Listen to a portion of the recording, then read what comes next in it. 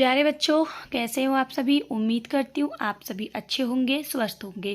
तो आज मैं आपके साथ जो हमारी वीणा पाठ है, वीणा की जो पुस्तक है उसका जो हमारा पाठ सेकंड है चींटी, इसकी कविता को हम पढ़ेंगे, इसका अर्थ समझेंगे और जो हमारे इसमें कठिन शब्द होंगे उनको भी मैं आपको बता दूंगी। तो सबसे पहले हम पढ़ेंगे हर पल चलती जाती चींटी, श्रम का राग सुनाती चींटी, कड़ी धूप हो या हो वर्षा, दाना चुनकर लाती चींटी। सचमुच कैसी कलाकार है, घर को खूब सजाती चींटी। छोटा तन पर बड़े इरादे, नहीं कभी घबराती चींटी। नन्हे नन्हे पैर बढ़ाकर पर्वत पर चढ़ जाती चींटी। काम बड़े करके दिखलाती, जहाँ कहीं अड़ जाती चींटी।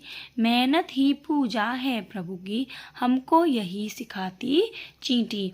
इसके रचयिता कौन है? प्रकाश मनु। अब हम इसका भावार्थ जानेंगे, यानी कि अर्थ जानेंगे कि प्रकाश मनु जी ने इस कविता के माध्यम से हमको क्या समझाने की कोशिश की है। देखने में ये कविता है, बट इस कविता में बहुत अच्छी अच्छी चीज़ें छुपी हुई हैं। तो इस कविता के माध्यम से कवि हमसे ये कहना चाहते हैं कि जिस प्रकार से एक नन्ही सी चींटी हर पल बिना रुके चलती ही रहती है और अपने लक्ष्य को प्राप्त करती है, वह किसी भी परिस्थिति में नहीं घबराती है, उसी प्रकार से हमें भी मेहनत करनी चाहिए। हर पल चलती जाती चींटी, कभी कह रहे हैं कि चींटी हमेशा चलती रहती है, वो कभी रुकती नहीं है।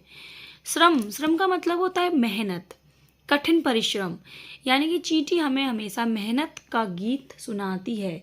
वह कभी रुकती नहीं है और मेहनत करती है, बस चलती ही जाती है।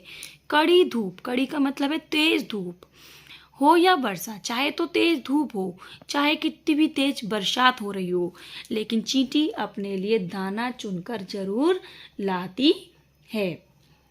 सचमुच कैसी कलाकार है, कभी ने यहाँ चींटी को एक अच्छा कलाकार भी बताया है, क्योंकि चींटी किसी के ऊपर निर्भर नहीं होती, वो अपने सारे काम खुद से करती है।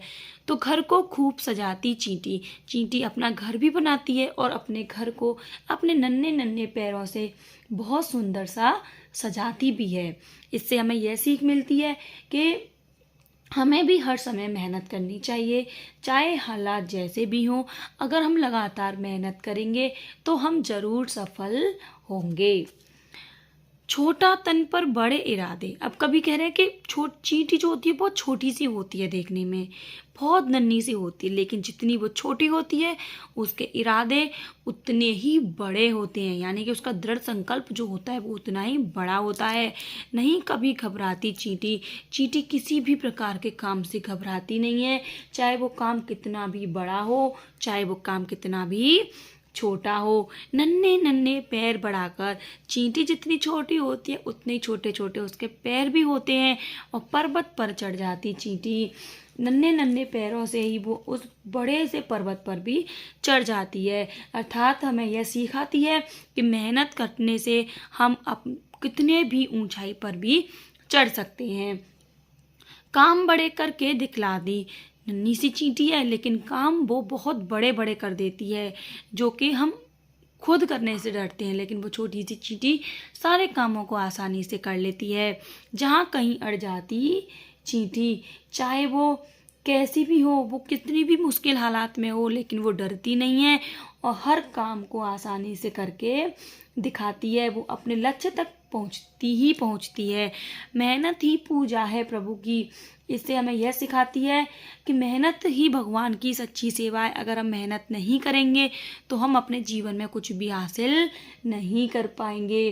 अर्थात चींटी की इस बात से हमें यह सीख मिली कि चाहे हमारा शरीर छोटा हो चाहे बड़ा हो, पर हमारी सोच और इरादे बड़े होने चाहिए। हमें मुश्किल समय में डरना नहीं चाहिए, धीरे धीरे आगे बढ़ते रहना चाहिए और अपने लक्ष्य तक पहुंचने की कोशिश करनी चाहिए। हमें कभी भी हार नहीं माननी चाहिए और मेहनत को ही सबसे बड़ा धर्म मानना चाहिए।